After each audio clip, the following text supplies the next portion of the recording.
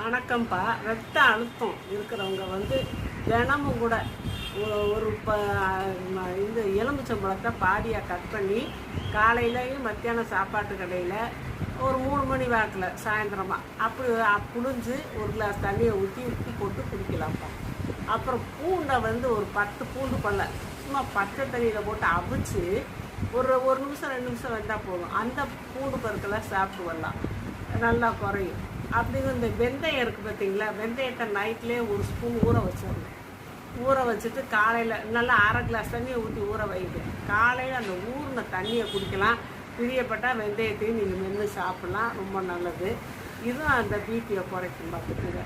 அப்புறம் வெங்காயம் பச்சை வெங்காயம் நம்ம சாப்பாட்டோட ஒரு 4 வச்சு சாப்பிடலாம். அப்புறம் நீங்கள் இது நடைப்பயிற்சி செய்யணும். என்னதான் நீங்கள் சாப்பிட்டாலும் டெய்லி நடக்கணும், நிதானம் நடக்கணும்.